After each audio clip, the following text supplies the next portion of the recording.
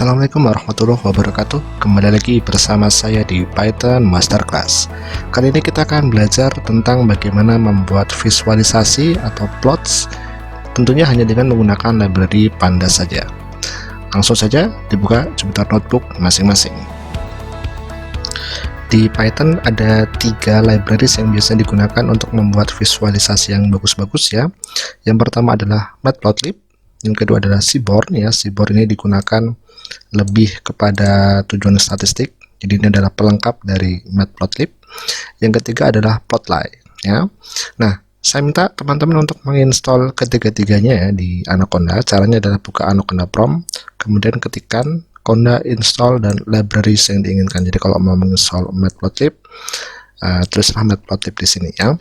Nah, kita tidak akan membahas ketiga-tiganya ya, bahkan kita tidak membahas salah satunya, tapi di sini kita lebih fokus kepada bagaimana membuat visualisasi hanya dengan bermodalkan library Pandas ya.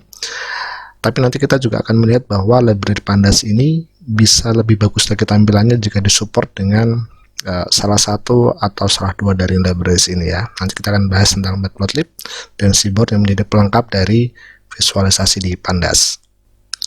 Jadi seperti biasa, kita import Pandas sebagai PD. Kemudian dataku kita gunakan data Titanic yang kemarin ya, CSV. Oke, jadi kalau kita lihat seperti ini. Oke. Kemudian jika teman-teman ingin misalnya membuat visualisasi kolom age ya, maka mudah sekali, cukup dataku dot ya age, atau bisa juga seperti ini ya, terserah teman-teman stylenya seperti apa. Jadi kita coba pakai gini dulu, kemudian his. Oke ya, atau kalau teman-teman lebih suka dengan dot notation, cukup seperti ini, lebih simple juga ya, sama saja. Oke, nah perhatikan di sini ya, kita lihat di sini dulu.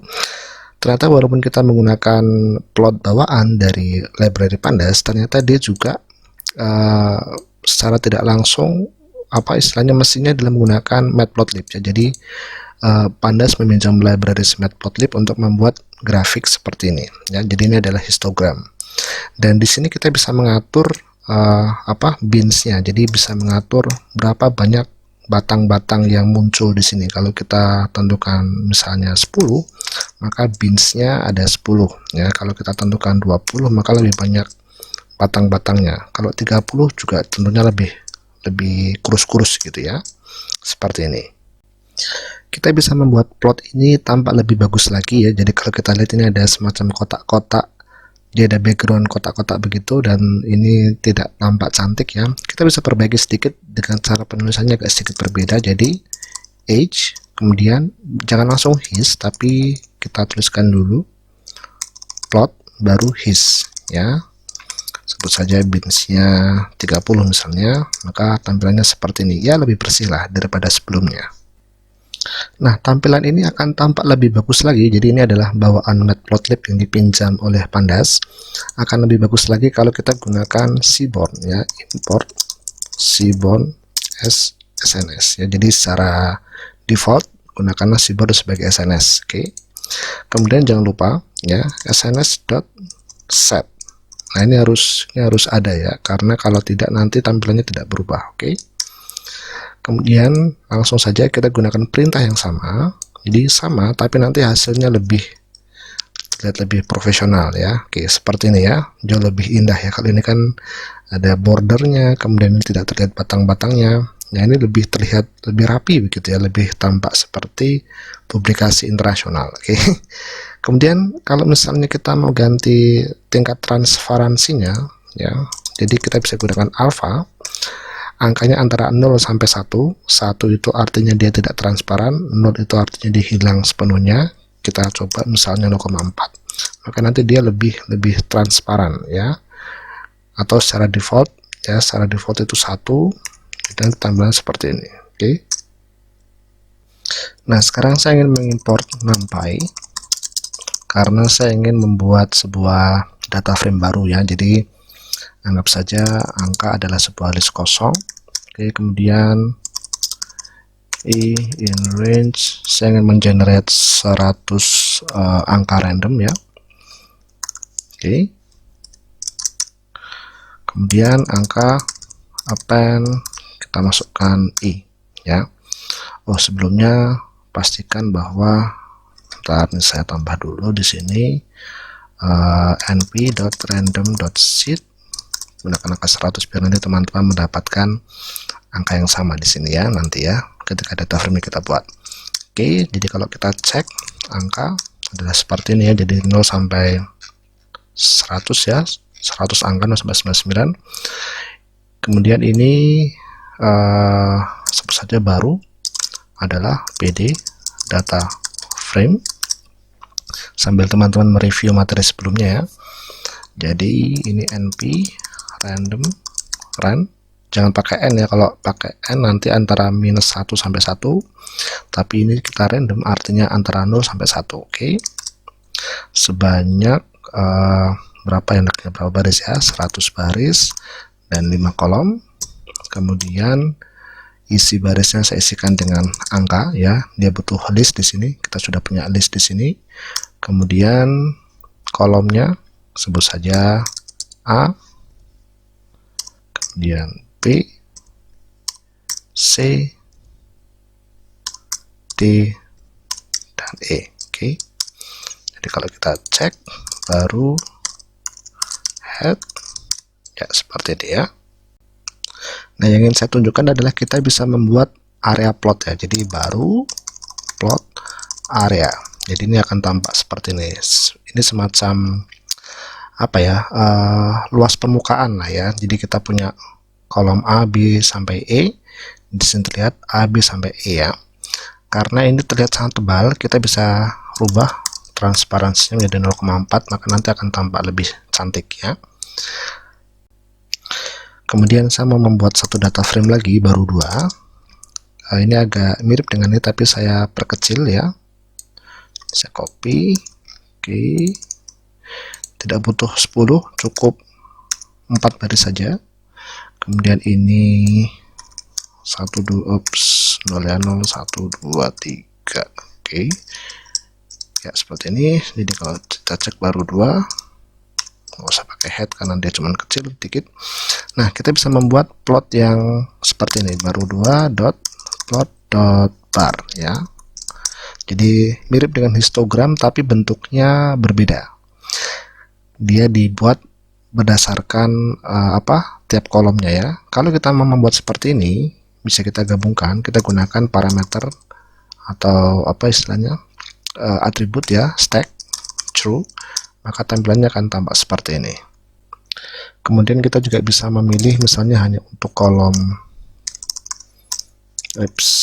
ke C saja ya. Jadi C ini ya bisa gunakan seperti ini, atau pakai dot. Kita coba pakai seperti ini ya, plot bar ya, hasilnya seperti ini. Jadi untuk indeks ke 0, nilai sekian, 1 sekian, 2 sekian, dan 3 sekian. Selanjutnya kita juga bisa membuat scatter plot. Jadi kita gunakan data frame yang baru ya. Baru itu adalah data frame yang jumlahnya ada 100. Oke. 100 baris. Jadi baru plot scatter. Kita lihat parameternya apa saja. Dia butuh X ya, sumbu X-nya apa, kemudian sumbu Y-nya apa ya. Scatter plot ini seperti ini. Jadi kalau misalnya sumbu X-nya adalah kolom ke A, sumbu Y-nya adalah kolom ke B ya, kolom indeks B, maka kalau ini kita eksekusi hasilnya seperti ini. Oke. Nah, perlu diperhatikan di sini ada si argumen. Si argumen ini adalah sebuah argumen di mana nanti kita bisa menentukan warna dari masing-masing titik-titik yang ada di sini. Kalau kita cek lagi parameternya ya. Jadi C adalah color ya. Kita coba lihat. Misalnya kita pengen mana tadi? Jadi ini warnanya berdasarkan kolom E misalnya. Maka kita lakukan seperti ini. Maka nanti hasilnya warna yang ada di sini itu sesuai dengan nilai dari E. Jika teman-teman tidak begitu suka dengan warnanya, jadi ini hitam putih ya, tidak begitu jelas antara abu-abu dan agak putih ya, jadi kita bisa gunakan parameter CMap. Oke. Kemudian terus argumen di sini, jadi nilai yang ada di sini tuh bisa kita cari di apa istilahnya dokumentasi dari Matplotlib ya, tapi kita gunakan saja misalnya ocean, maka nanti tampilannya seperti ini ya. Jadi semakin hijau itu semakin kecil, semakin putih dari mulai biru tua menuju putih itu maka semakin besar nilainya. Kita juga bisa misalnya ganti dengan reds di sini, maka nanti tampilannya seperti ini. Jadi bermacam-macam warna yang bisa kita tentukan di sini. Nah, kita bisa juga membedakan masing-masing titik bukan berdasarkan warna, tapi berdasarkan ukuran. Nah, jadi ini saya copy. Kita gunakan parameter S ya. Jadi ini C dan CMap kita hilangkan. S, kita cek aja dulu S itu apa yang dimaksud. Scalar atau array like ya. Nah, karena dia array like atau scalar, maka dia dibutuhkan data frame di sini. Jadi di sini saya tuliskan baru, terserah menggunakan kolom yang mana, kolom D misalnya, ya. Maka nanti seperti ini tampilannya. Oke, karena ini kecil-kecil, kita bisa mengkalikannya dengan sebuah angka di sini, misalnya kali 100 ya. Jadi terlihat perbedaan antara A dan B, dan skalanya berdasarkan D. Jadi kalau nilai A dan B untuk sebuah titik misalnya ini lebih besar dibandingkan dengan ini, artinya titik yang ini untuk kombinasi A dan B nilai D-nya lebih besar di sini daripada nilai D yang di sini ya. Jadi seperti itu cara bacanya. Atau kalau misalnya mau dibedakan warnanya juga boleh ya. Jadi sudah ada ukuran tambah warna lagi berdasarkan C misalnya. Jadi seperti ini ya, gabungan antara ukuran dan warna. Kalau mau lebih mudah dibaca ya tambahkan CMap Reds ya. Jadi kita bisa mengcustomize sendiri ya, terserah teman-teman mau seperti apa stylenya. Dan jadi ini tampak sudah keren ya gambarnya ya. Kita juga bisa membuat box plot ya. Jadi bentuknya seperti ini. Box plot itu nanti kita bisa tahu mediannya kuartil 1, kuartil 2 ya. Ada 5 kolom. Jadi ini adalah data paling kecil, minimum, data paling besar. Ini adalah kuartil 1, persentil 25%, median persentil 50%, ini nilai tengahnya. Ini adalah nilai Q3 atau 75% ya. Dan kita bisa melihat perbedaan nilai tengah antara setiap kolom. Kita juga bisa membuat line plot ya. Baru plot line. Oke, kita cukup masukkan argumen Y di sini. Jadi kalau kita lihat lagi di sini ada X ya, X ini opsional. Secara otomatis kalau X-nya kosong maka nanti akan menggunakan indeks di data frame sebagai sumbu X. Kemudian Y-nya kita tentukan kolom yang mana yang diinginkan ya. Jadi Y anggap saja kolom ke B. Oke. Kita eksekusi, hasilnya seperti ini ya. Kita juga bisa menentukan apa istilahnya? Tipis, tebal tipisnya garis ya. Misalnya LW sama dengan 12 misalnya, maka tebal sekali. Kalau 1 maka lebih tipis, kalau 0,5 maka akan sangat tipis. Kita juga bisa menentukan panjang lebarnya dari line plot ini ya. Jadi gunakan fixed size, figure size, misalnya 15,3, panjangnya 15, lebarnya 3. Jadi hasilnya seperti ini, panjang 15, lebarnya 3. Kalau lebarnya mau ditebelin, diperlebar gitu ya, juga bisa 15,5, jadi lebih lebar. Ini mau kita kecilin ya, itu juga bisa, terserah teman-teman. Plot terakhir yang ingin saya tunjukkan adalah hex bin ya. Jadi baru plot hex bin ya. Kita lihat parameternya apa saja. Dia butuh X dan butuh Y. Hex bin ini mirip dengan scatter plot Yang membuat beda adalah kalau scatter plot itu titik, nah hex bin ini bentuknya heksagonal ya.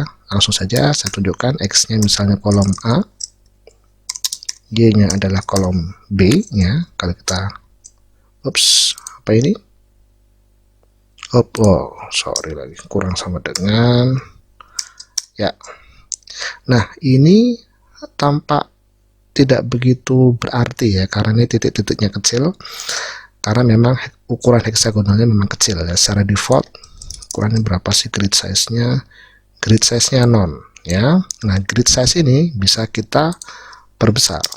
Grid size kita buat 25, maka nanti akan tambah indah. Nah ini tampak seperti heksagonal ya. Atau kalau kita buat misalnya lebih besar lagi 40, oke, atau 20 misalnya. Nah ini tampak lebih jelas lagi ya. Coba lebih jelas lagi 10. Oke, ini tampak lebih, ini mirip dengan apa ya, beehives, apa sih istilahnya, sarang lebah ya. Jadi kelihatan, kita bisa melihat perbedaan nilainya itu ditentukan berdasarkan warna sekaligus tampilannya berupa heksagonal, begitulah ya. Tergantung nanti teman-teman lebih prefer menggunakan scatter plot seperti tadi ya, seperti ini, atau menggunakan hex bin. Ini tadi juga A dan B. Oke, kita dampingkan saja biar kita tahu jelas apa perbedaannya. Jadi ini adalah hex bin, ini adalah scatter plot. Terserah teman-teman. Jadi kalau dilihat ini cukup mirip ya. Ini warna hijau ini dan warna merah-merahnya ini juga mirip. Ini sama, ini juga sama. Ini merepresentasikan ini ya, ini merepresentasikan ini, dan seterusnya. Tergantung tipe datanya, tergantung tujuannya dan masing-masing ya. Jadi setidaknya saya menunjukkan kepada teman-teman bahwa di library Pandas ya, walaupun tujuan awalnya library Pandas ini memang khusus untuk data analisis, tapi kita juga bisa mendapatkan plot-plot yang bagus-bagus hanya dengan menggunakan library Pandas, walaupun di balik layar dia juga meminjam dari Matplotlib dan Seaborn. Kita belum berbicara tentang Matplotlib lebih detail, kita juga belum berbicara tentang Seaborn lebih detail lagi. Di sesi-sesi selanjutnya kita akan belajar tentang plotting ya. Jadi bagaimana betul-betul membuat grafik yang jauh lebih keren dari yang apa yang teman-teman lihat kali ini ya. Kita akan betul-betul membuat grafik yang setara dengan publikasi internasional di jurnal-jurnal yang ternama, dan tentunya teman-teman juga akan belajar itu semua. Jadi saya harap tetap semangat ya, jangan menyerah untuk belajar, sehingga teman-teman bisa menguasai skills menjadi lebih kompeten untuk menjadi seorang ahli di bidang AI maupun data science. Sampai jumpa lagi di episode saya selanjutnya. Jangan lupa like, comment, dan subscribe untuk bisa mendukung saya terus bisa membuat video-video yang lebih bermanfaat lagi. Sampai jumpa lagi. Wassalamualaikum warahmatullahi wabarakatuh.